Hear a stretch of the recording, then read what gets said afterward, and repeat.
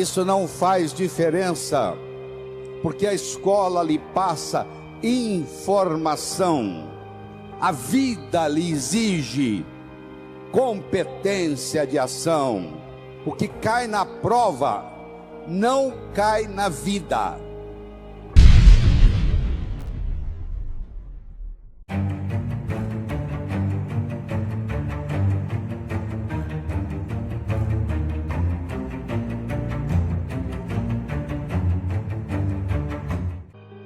Nós não somos seres humanos tendo uma experiência espiritual.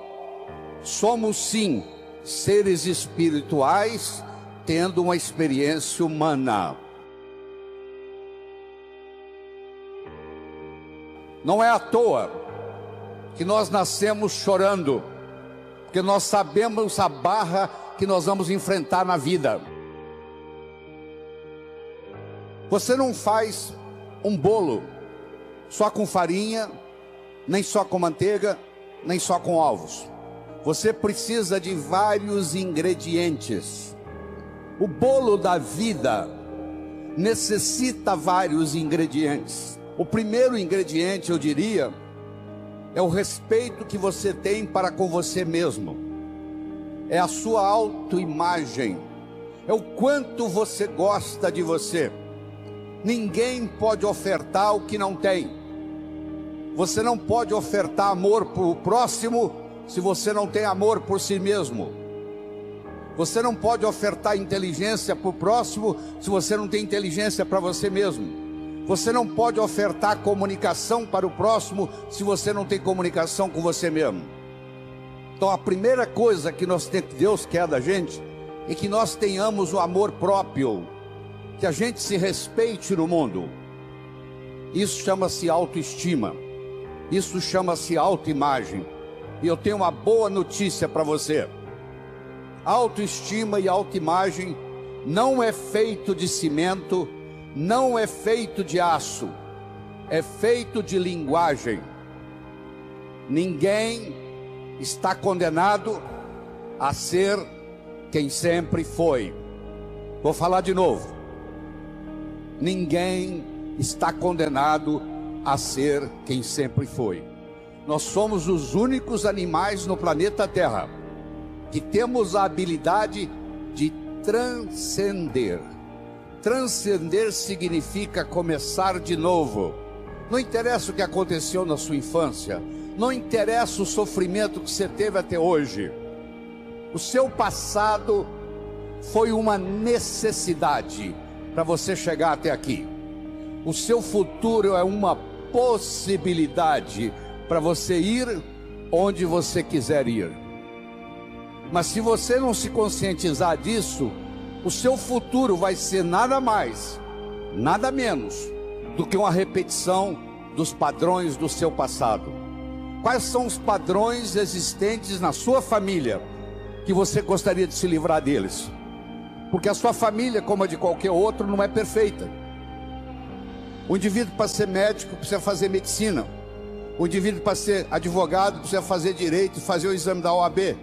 O indivíduo, para ser jornalista, precisa fazer jornalismo. Para você ser pai e ser mãe, você só tem que fazer uma coisa: copular, ter relação sexual. E os filhos nascem. Então os pais, 99,99%, não estão preparados para ser pai e mãe. Vão aprendendo com o erro dos filhos. Os seus pais erraram com você, os pais deles erraram com eles, você errou com seus filhos vão errar com seus netos. Isso faz parte da vida. Não precisa ficar com sentimento de culpa disso não, porque é assim que é assim que a vida funciona. A gente vai aprendendo com os erros. No segundo filho você já erra menos, no terceiro você erra menos, se você parar e pensar aquilo que está fazendo de errado. O segundo ingrediente do bolo da vida é a comunicação. Na era da agricultura, mandava no mundo quem tinha terra. Eram os coronéis e era vitalício, valia para a vida inteira. Na era industrial, passou a mandar no mundo quem tinha capital, quem tinha dinheiro. Meus amigos, a moeda mudou e muita gente não se deu conta disso ainda. A moeda hoje chama-se conhecimento. Você é rico ou você é pobre em conhecimento. Mas conhecimento só tem validade quando aplicado, quando passado de um cérebro para outro. E a passagem do conhecimento de um cérebro para outro se faz através do diálogo, se faz através da comunicação. Comunicação se tornou essencial, tanto no sucesso pessoal quanto no sucesso profissional.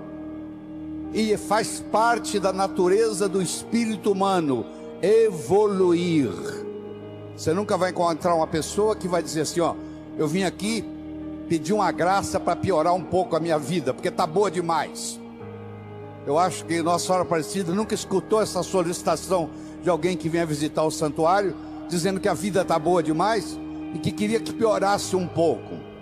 Faz parte do espírito humano crescer, evoluir. Galgou uma montanha, que procura uma montanha mais alta. E vocês jovens vão ver isso na vida. Você vai atingir as suas metas. Você quer passar no vestibular, passou no vestibular, quer se formar, quer arrumar um emprego, quer ser promovido, quer montar sua própria empresa, e você vai galgando as coisas na vida. Isso faz parte. À medida que você sobe no escalão da vida, talvez o ingrediente mais importante seja o diálogo, seja a capacidade de se comunicar, seja a capacidade de se expressar, seja a capacidade de entender o outro. Então, se você me permite, eu vou apresentar para você um modelo de diálogo que eu desenvolvi. Você vai ver que eu desenvolvi, porque você nunca viu isso na literatura. Eu criei um modelo para isso. Deixa primeiro eu conversar com você sobre modelo. Se eu desse de presente para você agora uma pérola, você provavelmente ia colocá-la no bolso. Se eu me encontrar com você semana que vem e lhe der uma segunda pérola, de novo, você vai colocá-la no bolso. Se eu der para você daqui 15 dias uma terceira e última pérola, você vai colocá-la no bolso. Se eu me encontrar com você daqui 6 meses e perguntar: onde estão as pérolas que eu lhe dei? Você vai responder mais ou menos assim: a primeira eu coloquei no criado mudo, a pessoa que arruma lá em casa não percebeu, jogou no lixo. A segunda eu esqueci no bolso da calça, a calça foi para a lavanderia e a pérola não voltou. E a terceira eu guardei tão bem guardado que eu acabei escondendo de mim mesmo. Você já escondeu alguma coisa de você mesmo? Você guardou tão bem guardado que você não sabe onde está? Isso acontece com a gente. Se ao invés de eu lhe dar as pérolas, eu lhe desse um fio de nylon e orientasse você para colocar as pérolas no fio de nylon, e fizesse um colar e colocasse o colar no pescoço, e eu me encontrasse com você daqui 6 meses e perguntasse: onde é que estão as pérolas que eu lhe dei? Você ia responder: estão aqui, eu fiz delas um colar. Meus amigos, as pérolas são ideias. O cemitério está cheio de gente que teve boas ideias, ou não concretizaram-se, ou pior, estragaram a vida da pessoa. Você não sabe que uma boa ideia pode estragar uma família, uma boa ideia pode estragar uma empresa. Porque mais importante do que a ideia é o modelo para segurar a ideia. Se você conhecer um indivíduo que tem um bom modelo empresarial, se ele mora em Aparecida do Norte, se ele mora em São Paulo, se ele mora em Tóquio, se ele mora em Nova York, se ele mora em Sydney, na Austrália, ele vai se dar bem, empresarialmente falando, porque ele tem um modelo. A comunicação tem 3 níveis. O primeiro nível eu chamo de boca-ouvido. O segundo nível eu chamo de cérebro-cérebro. O terceiro nível eu chamo de coração-coração. Vamos começar com o primeiro nível. Boca-ouvido. Deixe-me primeiro fazer uma distinção para você. Ouvir e escutar não são sinônimos. Você ouve com o ouvido, você escuta com o cérebro. Você já foi alguma vez num restaurante e pediu ao garçom para lhe trazer uma água com gás, e ele lhe trouxe uma água sem gás? Ou você fez uma solicitação e ele lhe trouxe outra? Aquele garçom, naquele momento que ele recebeu o seu pedido, ele estava operando no nível 1. No nível 1 ninguém é promovido. No nível 1 você não conquista as pessoas. No nível 1 você não vai para frente na vida. Não interessa a nota que você tirou na escola, isso não faz diferença, porque a escola lhe passa informação.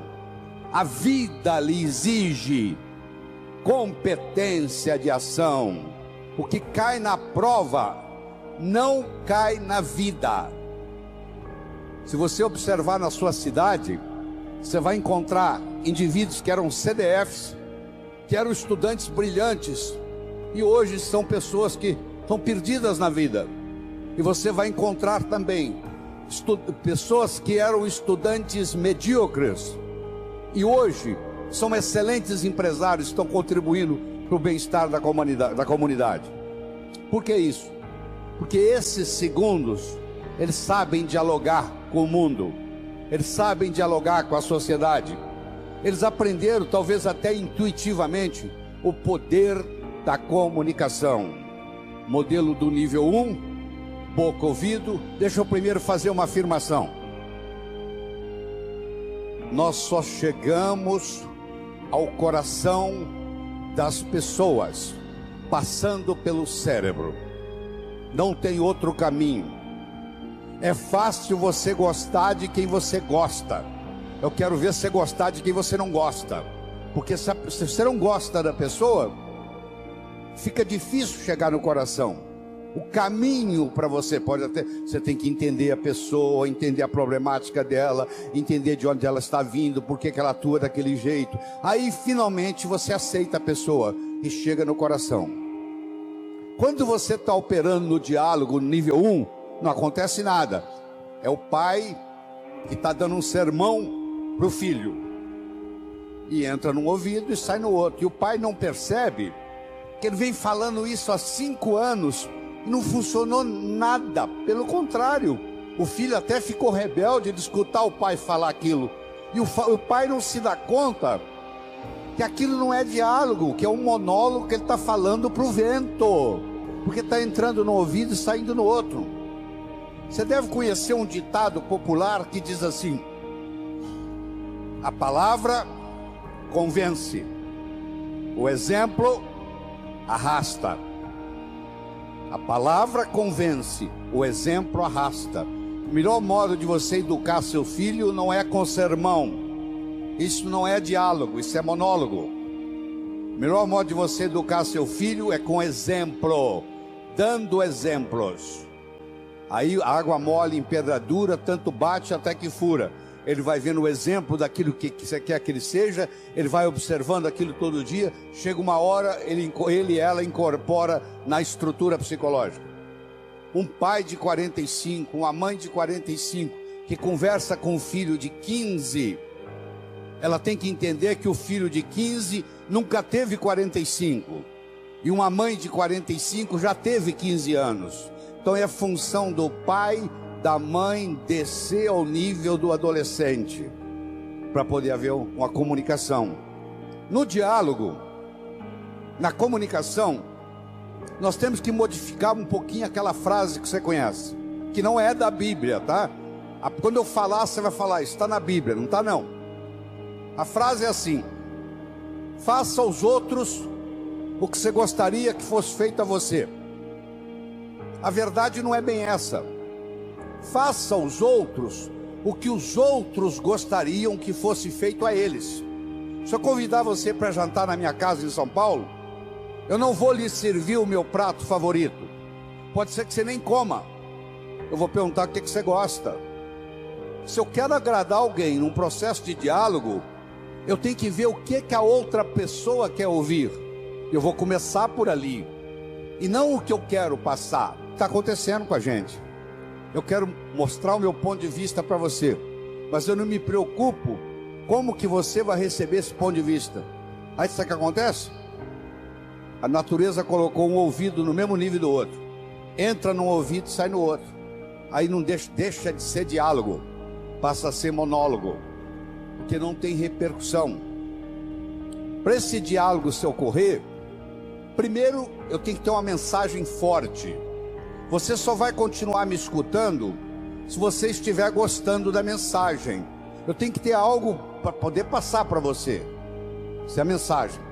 Segundo, nós temos que conversar de uma forma metafórica. Como é que Jesus ensinava? Jesus ensinava contando histórias. Como é que Jesus ia ensinar como é o mundo espiritual para quem está na terra? Sabe o que ele fazia? Ele fazia de uma forma metafórica. Ele contava parábolas, ele contava histórias. Quando eu lhe conto uma história, você não pode dizer que você não concorda com ela. Eu estou lhe contando uma história, e dentro da história eu coloco a ideia que eu quero passar para você. Era uma vez um navio de alta prioridade, porque carregava ouro, e de repente o motor desse navio enguiçou, e o dono do navio disse: para, traga aqui o melhor mecânico da região. Eles trouxeram. Ele trabalhou um dia inteiro, não conseguiu consertar o motor. Ele disse: para, traga aqui o melhor engenheiro mecânico do país mais próximo. Eles trouxeram. Ele trabalhou 2 dias, não conseguiu consertar o navio. Ele disse: para, traga aqui de onde estiver, de helicóptero, quem montou essa máquina desse navio. E eles procuraram, encontraram e trouxeram ele e um assistente. E eles desceram no navio de helicóptero, foram até a casa de máquinas, escutaram o barulho da tubulação, tocaram nos tubos, e tinha uma válvulazinha vermelha num canto. E ele perguntou para o assistente dele: você tem um martelo? Tem, me empresta. Ele foi lá e pim, ligue. Eles ligaram, tudo funcionou às mil maravilhas. Os 3 indivíduos que trabalharam, o primeiro que trabalhou um dia, o segundo que trabalhou 2 dias, e esse que deu a martelada na válvula, mandaram as suas respectivas contas. Quem trabalhou um dia mandou uma conta de $100. Quem trabalhou 2 dias mandou uma conta de $400, $200 por dia, porque ele havia trabalhado 2 dias e ele era mais sofisticado do que o outro. E quem deu a martelada mandou uma conta de $10.000. O dono do navio falou: vou pagar, porque ele consertou o meu navio, mas eu só pago com uma condição: que ele mostre como é que ele chegou à conclusão de me cobrar $10.000. E ele mandou um bilhete para o dono do navio: para dar a martelada, $1, para saber onde bater com o martelo, 9.999. Olha que interessante. Você imagine que nós estamos almoçando e eu conto essa história para você, e você está pensando em me contratar para ser seu consultor na sua empresa, e você pergunta assim: doutor Lair, qual é a sua remuneração? E eu falo um preço elevado. Ao invés de você falar é caro, você vai pensar assim: esse cara sabe onde bater com o martelo. Eu preparei o seu cérebro para escutar o meu diálogo com você. Através de quê? Através de uma história, através de uma metáfora. A pessoa que sabe dialogar, ela conversa metaforicamente. Terceira coisa importante no diálogo é uma linguagem apropriada. Você já foi a um médico e o médico começa a usar aquela terminologia médica que só ele entende, e aí você volta e a sua família te pergunta: e aí, o que você tem? O que o médico falou? Ah, não entendi o que o médico falou. Esse médico não tem nada de inteligente. E outra coisa importante é a percepção. Uma coisa é o que você está passando, a outra coisa que o outro está captando. Ah, você é um vendedor? Sou. Você é um bom vendedor? Ótimo vendedor. E aí, você tem vendido bem? Não, tem vendido muito mal. Então você não é um bom vendedor. Talvez a sua linguagem não está sendo apropriada, talvez a sua mensagem não está sendo forte o bastante, talvez você não esteja fazendo uso dos recursos, da metáfora, das histórias, do diálogo desse jeito. Quando você termina, a pessoa se sente convidada a participar das suas ideias. Ela se sente... O filho, quando um pai sabe ter um diálogo com ele, quando termina o diálogo, o filho se sente convidado a experimentar o que o pai está falando para ver se dá certo. É um convite que ele recebe. Na vida, nós somos julgados por 4 coisas. 4 coisas. Nós somos julgados por aquilo que fazemos. Você pode marcar no seu relógio. Você encontra um estranho na festa. Nos próximos 5 minutos, ele vai perguntar para você assim: o que é que você faz na vida? A que é que você se dedica? Eu posso ter 2 pedreiros, um trabalhando ao lado do outro. Eu chego perto do primeiro pedreiro e pergunto: o que é que você faz na vida? Ele fala: eu sou pedreiro. Eu coloco um tijolo em cima do outro. Eu chego perto do segundo pedreiro que está ao lado dele e pergunto: o que é que você faz na vida? Se eu sou pedreiro, eu estou construindo o Maracanã, o maior estádio de futebol do mundo, que vai ficar aqui para a posteridade. Quero que você saiba que os 2 fazem a mesma coisa. Só que esse segundo pedreiro, ele não vai ser pedreiro muito tempo, não. Logo, logo ele vai ser construtor, porque ele não está colocando um tijolo em cima do outro. Ele está construindo Maracanã. Quando alguém lhe pergunta: o que você faz na vida? Você tem que responder de um modo que agregue valor à sua contribuição para o mundo. Então, você quer melhorar seu poder de diálogo, você tem que definir a sua contribuição no universo de uma forma que agregue valor. Segundo, você é julgado pela sua aparência. Não é estar bem vestido, não. Estar adequadamente vestido para a ocasião. Você não quer ir num médico que está de camiseta. Você quer ir num médico que esteja de branco, de preferência com estetoscópio no pescoço. O branco tem um arquétipo de cura. Terceiro, você é julgado pelo que você diz. Enquanto você não disse nada, ninguém sabe se você é inteligente ou deixa de ser. No momento que você falou e falou besteira, não tem jeito de você voltar atrás. Uma palavra falada, uma flecha lançada, uma oportunidade perdida, não tem jeito de voltar atrás. Então muitas vezes você tem que morder a língua e finalmente ser julgado, não só pelo que você diz, mas como você diz o que você diz. Eu poderia trazer alguém aqui que falasse exatamente o que eu estou falando.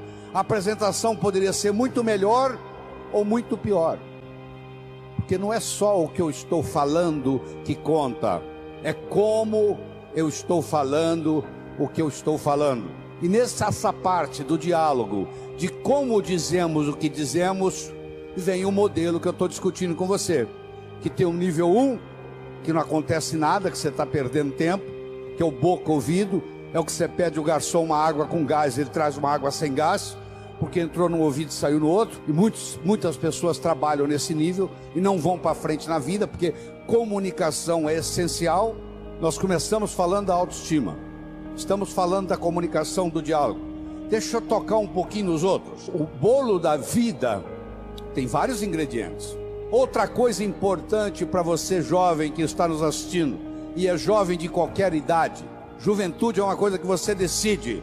O que eu vou fazer na vida está para frente ainda. Já fiz muita coisa, mas o que eu vou fazer muito mais ainda está pela frente. Quando eu mantenho esse foco no que eu vou fazer, o meu organismo não envelhece. Ele mantém a energia da juventude. Todos vocês conhecem o conceito de uma ampulheta, não conhece? Você já pegou uma ampulheta na mão? aquele reloginho de areia. Vamos imaginar uma ampulheta. A ampulheta tem a areia que ainda não caiu, a areia que está caindo e a areia que já caiu. A areia que ainda não caiu é o futuro. A areia que está caindo é o presente. E a areia que já caiu é o passado. Você aprendeu, e é verdade que você aprendeu, que o passado cria o presente cria o futuro. Isso é verdade, verdadeiro. Mas Einstein provou a não linearidade do tempo. O tempo não é linear. Então eu vou provar para você agora, nessa conversa aqui, que o futuro cria o presente também. E o presente recria o passado. Se você comprar na segunda-feira uma viagem de volta ao mundo para daqui um mês, eu lhe garanto que a segunda-feira já começa a ficar mais interessante. Faltam 30 dias, 29, 28, 27, 26, 25 para a viagem. Você já escutou um ditado que diz assim: muitas vezes a antecipação da festa é melhor do que a festa propriamente dita. Lembra aquela ceia de Natal que você preparou na sua casa com todo carinho, que você levou meses preparando, e na hora da ceia os dois cunhados começaram a discutir e estragou a noite? A antecipação daquela ceia foi muito melhor do que a ceia. O que acontece? Se eu tenho metas para o futuro, jovens, por favor, me escutem. Se você tem metas para o futuro, o seu presente fica mais interessante, porque você vai viajar daqui 30 dias, daqui 29, daqui 28. Se você não tem perspectiva de futuro, aí a droga te domina. Todo drogado que eu conheci, que eu tratei, que eu cuidei como médico, todo drogado perdeu a perspectiva do futuro. Ele não tem a noção do amanhã. Ele acha que só existe hoje. Quem só acha que existe hoje não vai se preocupar o que a cocaína, a maconha, a heroína vai fazer no corpo, porque perdeu perspectiva de futuro. Então eu espero que você entenda que o futuro cria o presente. Eu vou provar para você agora que o presente recria o passado.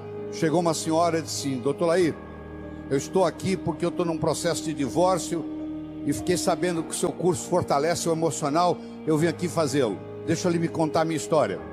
Eu sou casada há mais de 25 anos, eu e meu marido decidimos por opção não ter filhos. Ele trabalha numa multinacional, eu trabalho noutra. Ele sai de segunda a sexta para viajar pela multinacional, e eu saio de segunda a sexta para viajar pela minha multinacional. Sexta-feira à noite nós nos reuníamos, íamos para um sítio que nós temos em Valinhos, perto de São Paulo, e nós passávamos sexta-noite, sábado, domingo, voltávamos segunda de manhã. A minha tia que me criou, eu levei-a para passar o final de semana no sítio. Ela teve uma parada cardíaca e morreu no sítio, e eu nunca mais tive coragem de ir lá. O meu marido não abre mão, ele viaja durante a semana e sexta-feira ele vai para o sítio. Eu não vejo ele durante a semana, não vejo ele no final de semana. Nós somos distanciando, estamos num processo de divórcio. Eu perguntei para ela assim: mas por que a senhora não vai no sítio? Falou: porque a minha tia morreu lá. Eu falei: mas justamente por isso. A sua tia saiu lá da Europa para te dar esse presente, para morrer no sítio, para mostrar para você o quanto que ela gostava de você. Isso tem uma simbologia. Dá para você captar essa simbologia, que ela fez questão de vir morrer do seu lado. E eu fui falando, ela foi escutando, ela não conseguia parar de olhar no relógio. E o que ela queria? Ir para o sítio. Que é o final da história. Ela voltou a ir para o sítio, está casada com o marido até hoje. Eu não consigo mudar o fato da tia dela ter morrido no sítio. Eu mudei no diálogo a interpretação da morte da tia dela no sítio. Eu não consigo mudar o passado de ninguém, mas eu quero que você saiba que tudo que aconteceu com você aconteceu por uma necessidade, talvez espiritual, talvez tenha trazido você até aqui. Eu não vou perdoar o meu pai pelo que ele me fez. Onde é que está seu pai? Ele já morreu. Ele vai ficar muito sem dormir hoje à noite por causa disso. O fato de você não perdoar o seu pai é mais ou menos assim: eu vou tomar o veneno para matar aquele cara, mas eu tomo o veneno. Isso não é tão ridículo, não é? O cara vai tomar o veneno para querer envenenar o outro. Quando eu tenho ressentimento do meu pai, quando eu tenho ressentimento da minha mãe, primeiro eu vou ter ressentimento de todos os homens e todas as mulheres no mundo, porque isso vai repercutir. Cada vez que eu encontrar um homem, vai lembrar do meu pai, eu vou ter problema. Cada vez que eu encontrar uma mulher, eu vou lembrar da minha mãe, vai ter problema. Então, se você perdoar o seu pai e perdoar sua mãe incondicionalmente, só pelo fato dele ser seu pai e pelo fato dela ser sua mãe, não é a pessoa em si, não. Eu estou querendo que você perdoe o arquétipo pai. Eu estou querendo que você perdoe o arquétipo mãe. Não é que agora você perdoa a sua mãe, você tem que trazê-la para morar com você, não. Você que tem que terminar e dizer, ó, o que você fez foi feito, você fez o... Eu lhe garanto que os seus pais fizeram o melhor que eles sabiam fazer. Não fez melhor porque não sabia. Eles não sabiam o que eles não sabiam. No momento que você perdoa, isso é mágico no seu corpo, porque isso muda tudo. Isso muda a sua energia, muda a sua capacidade de ganhar dinheiro. Se você tem ressentimento do passado, você cancela o seu futuro, você não tem perspectiva de futuro.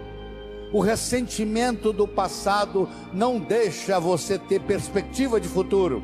Não interessa o que eles fizeram ou deixaram de fazer. Você não vai passar a sua vida no passado. O seu passado é uma necessidade que aconteceu para você chegar aqui. Ele é conhecido, você sabe o que aconteceu. O seu futuro é uma possibilidade, e ele é desconhecido até que você decida qual que ele vai ser. E eu sugiro que você se concentre lá, no futuro, porque é lá que você vai passar o resto da sua vida. Só por isso. No momento que você fizer isso, seu coração vai se abrir, e essa renovação de esperança que o Padre Darcy me ensinou vai encher o seu coração, e a sua viagem aqui vai ficar inesquecível, que vai ficar um antes e vai ficar um depois. Eu espero de coração que novos caminhos se abram à sua frente, que o vento sopre levemente às suas costas, que o sol brilhe suave e morno no seu rosto, que a chuva caia de mansinho em seus campos, e até que nos encontremos de novo. Que Deus lhe guarde nas palmas de suas mãos.